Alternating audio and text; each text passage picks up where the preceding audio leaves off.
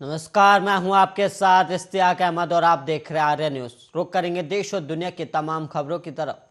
रिश्वत लेकर पेट्रोल उत्पादों में छूट देने के मामले में केंद्रीय जांच ब्यूरो ने gas authority of India limited के निदेशक मार्केटिंग ES रंगनाथन को आज गिरफ्तार कर लिया और इस मामले में आरोपियों के ठिकानों पर बड़ी छापेमारी के दौरान लगभग 3.25 करोड़ रुपए की नकदी और जेवरात बरामद हुए और गिरफ्तार 6 आरोपियों को आज CBI की विशेष कोर्ट के सामने पेश किया जाएगा, जहां से उन्हें पूछताछ के लिए रिमांड पर लाया जाएगा। और CBI के आला अधिकारी के मुताबिक एक सूचना के आधार पर CBI ने इस मामले में विभिन्न आपराधिक धाराओं के तहत मुकदमा दर्ज किया था और इस मामले में गेल के निदेशक मार्केटिंग के लिए रिश्वत लेते हुए एक बिचौलिए और एक निजी कंपनी के निदेशक को गिरफ्तार किया गया था। और इसके बाद CBI ने इस मामले में शनिवार को नोएडा, दिल्ली, चंडीगढ़ समेत अनेक स्थानों पर छापेमारी की। और वहीं CBI के एक अधिकारी ने बताया कि गेल के निदेशक मार्केटिंग ES रंगनाथन के नोएडा सेक्टर 62 स्थित घर पर चली छापेमारी के दौरान 1 करोड़ 25 लाख रुपए से ज्यादा नकदी और लगभग 1 करोड़ मूल्य के जेवरात भी बरामद हुए और इसके अलावा रिश्वत के लिए जा रहे 10 लाख रुपए और 84 लाख रुपए भी बरामद हुए। और आरोपियों के यहां मारे गए छापेमारी के दौरान CBI को अनेक महत्वपूर्ण दस्तावेज भी बरामद हुए और CBI ने इस मामले में शनिवार को 2 बिचौलियों समेत निजी कंपनियों के 3 अधिकारियों को गिरफ्तार किया था। यानी शनिवार को इस मामले में CBI ने कुल मिलाकर 5 गिरफ्तारियां की थी। और CBI के आला अधिकारी के मुताबिक रात भर चली छापेमारी और पूछताछ के बाद CBI ने आज सुबह गेल के निदेशक मार्केटिंग रंगनाथन को भी गिरफ्तार कर लिया और अब CBI इन सभी 6 आरोपियों को दिल्ली की विशेष CBI कोर्ट के सामने पेश कर रिमांड पर लेगी। और CBI जानना चाहती है कि रिश्वतखोरी के धंधे में और कौन कौन लोग शामिल थे और छापेमारी के दौरान बरामद हुए दस्तावेज के आकलन का काम अभी जारी है और मामले की जांच भी अभी जारी है।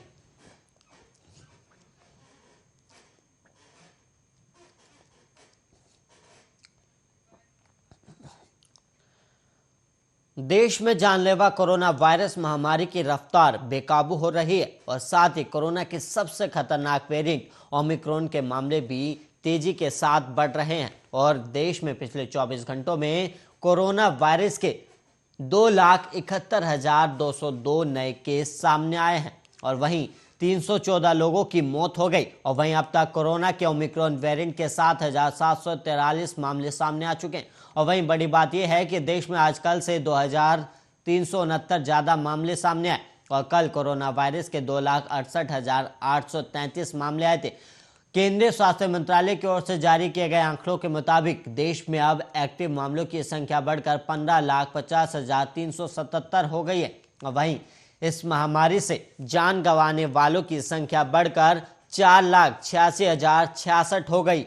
और वहीं आंकड़ों के मुताबिक कल 1,38,331 लोग ठीक हुए, जिसके बाद अभी तक 3,50,85,721 लोग संक्रमण मुक्त हो चुके हैं। और केंद्रीय स्वास्थ्य मंत्रालय की ओर से जारी किए गए आंकड़ों के मुताबिक देश में अब एक्टिव मामलों की संख्या बढ़कर 15,50,377 है। और वहीं इस महामारी से जान गंवाने वालों की संख्या बढ़कर 4,86,066 हो गई है। और वहीं आंकड़ों के मुताबिक कल 1,38,331 लोग भी ठीक हुए, जिसके बाद अभी तक 3,50,85,721 लोग संक्रमण मुक्त हो चुके हैं। और देश में अब तक ओमिक्रॉन वेरिएंट से 7,743 लोग संक्रमित हो चुके हैं और सबसे ज्यादा मामले महाराष्ट्र और राजधानी दिल्ली में हैं।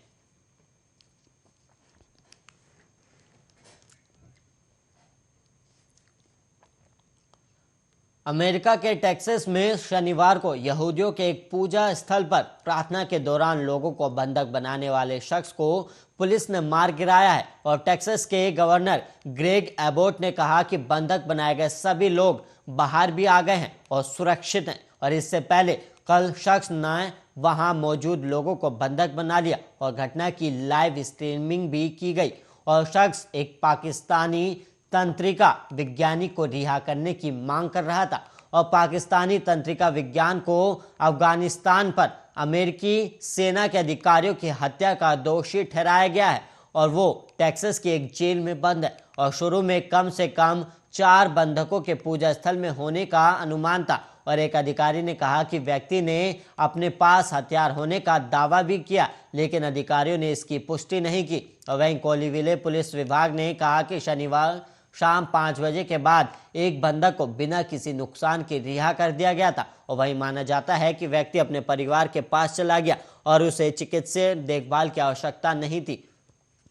और अधिकारी ने अभी भी हमले के मकसद का पता लगाने की कोशिश कर रहे हैं। और वहीं अधिकारियों ने कहा कि बंधक बनाने वाले को पाकिस्तानी तंत्रिका विज्ञानी आफिया सिद्दीकी की रिहाई की मांग करते हुए सुना गया था और वहीं जिस पर अलकायदा से संबंध रखने और संदेह था और अफगानिस्तान में हिरासत में अमेरिकी सैन्य अधिकारी की मारने की कोशिश करने का दोषी ठहराया गया था। और अधिकारियों के अनुसार व्यक्ति ने यह भी कहा कि वो आफिया से बात करना चाहता है और आफिया सिद्दीकी टेक्सास की संघीय जेल में बंद है। और पुलिस पहले सुबह 11 बजे के आसपास पूजा स्थल पहुंची और उसके तुरंत बाद आसपास के इलाकों से लोगों को निकाला गया।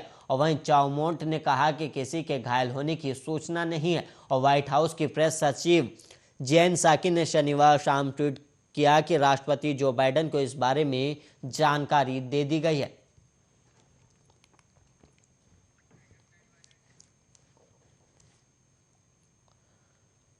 आम आदमी पार्टी के कार्यकर्ताओं पर पटना के कोतवाली थाने में मुकदमा दर्ज हुआ और पार्टी उपाध्यक्ष मनोज कुमार ने इसको लेकर नीतीश सरकार पर हमला बोला है। उन्होंने कहा कि हमारी लोकप्रियता से घबराकर सरकार अपने अधिकारियों पर दबाव बनाकर फर्जी मुकदमा करवा रही है। दरअसल 26 नवंबर 2021 को संविधान दिवस और आम आदमी पार्टी के स्थापना दिवस के मौके पर पूरे बिहार के आम आदमी पार्टी के कार्यकर्ताओं ने राजधानी पटना में एकजुट होकर तिरंगा यात्रा निकाली थी और वीर चंद पटेल पथ होते हुए जयप्रकाश नारायण के मूर्ति के पास ये यात्रा समाप्त हुई थी।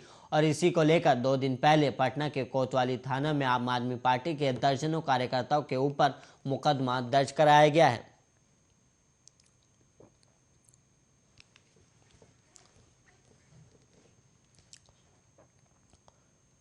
बिहार के नालंदा में 8 लोगों की संदिग्ध मौत हो जाने के बाद इसकी चिंगारी शराबबंदी पर उठने लगी है और वहीं आशंका जताई जा रही है कि ये मौतें जहरीली शराब पीने से हुई है। और शराबबंदी कानून को लेकर विपक्ष के साथ बीजेपी तो सीएम नीतीश कुमार पर हमलावर थी ही और अब बिहार के पूर्व सीएम जीतन राम मांझी भी इस मुद्दे पर मुखर हो गए। और पूर्व सीएम ने कहा कि नीतीश कुमार को इस पर समझना, सोचना और विचार करना चाहिए। जब पीएम मोदी कृषि कानून को वापस ले सकते हैं तो आप इस पर विचार क्यों नहीं कर सकते। और मांझी ने कहा कि शराबबंदी पर मैं इतनी बार बोल चुका हूं कि अब बोलना बेईमानी सा लगता है। और नालंदा में शराब से लोगों की मौतें हुई हैं और इससे पहले भी नकली शराब पीने से मौतें हो चुकी हैं। और अगर इस मुद्दे पर वो कुछ बोलेंगे तो बीजेपी और अन्य लोग दूसरे तरीके से समझ जाते, लेकिन सीएम नीतीश कुमार इसे प्रतिष्ठा का सवाल बना लिया है। और वहीं मांझी ने कहा कि पहले गोपालगंज में लोगों की मौतें हुई और अब नालंदा में हुई शराब से मौतें। और शराब बनाने में लोग केमिकल का इस्तेमाल करते हैं और ऐसे में जो कमज़ोर वर्ग के लोग शराब पीने का आदी होते हैं और खाना नहीं मिलता तो वो मरेंगे ही। और वहीं पूर्व सीएम ने फिर से गुजरात का जिक्र करते हुए कहा कि वहां पहले से ही शराबबंदी लागू है।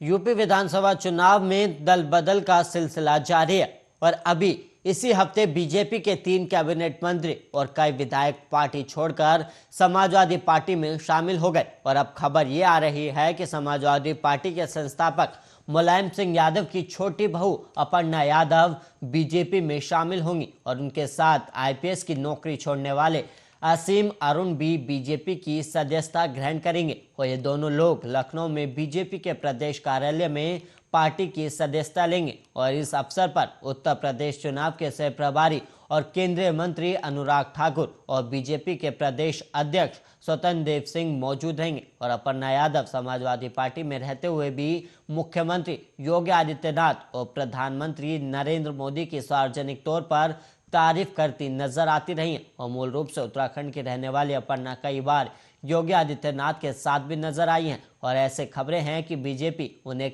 लखनऊ कैंट विधानसभा सीट से उम्मीदवार बना सकती है। और अभी पिछले महीने ही अपर्णा ने बताया था कि लखनऊ कैंट से मिली हार का जिक्र किया था और उनकी बातों से ऐसा लगा था कि वो बेमन से लखनऊ कैंट से चुनाव लड़ी थी। और उनका कहना था कि चुनाव लड़ने के लिए उन्होंने लखनऊ कैंट सीट की मांग नहीं की थी। और इससे पहले मुलायम सिंह यादव के समधी और फिरोजाबाद के सिरसागंज सीट से विधायक हरिओम यादव भी बीजेपी में शामिल हो गए थे। और हरिओम यादव के भाई रामप्रकाश और नेहरू की बेटी की शादी मुलायम सिंह के भतीजे रणवीर सिंह से हुई है।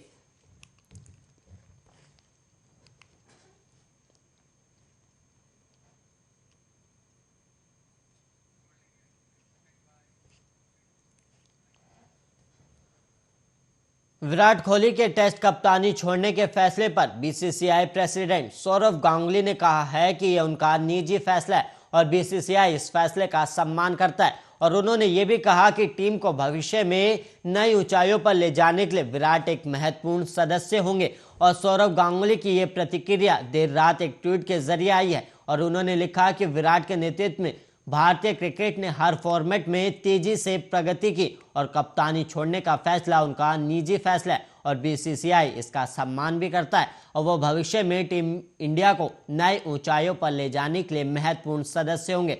और गौरतलब है कि टी20 और वनडे मैचों में टीम इंडिया की कप्तानी छोड़ चुके विराट कोहली अब टेस्ट मैचों में भी कप्तान नहीं रहेंगे। और उन्होंने शनिवार शाम एक ट्वीट के जरिए कप्तानी छोड़ने का ऐलान किया। और दक्षिण अफ्रीका से टेस्ट सीरीज में मिली हार के एक दिन बाद आया उनका ये फैसला हैरान कर देने वाला था। और विराट कोहली ने टी20 इंटरनेशनल मैचों की कप्तानी पहले ही छोड़ दी थी।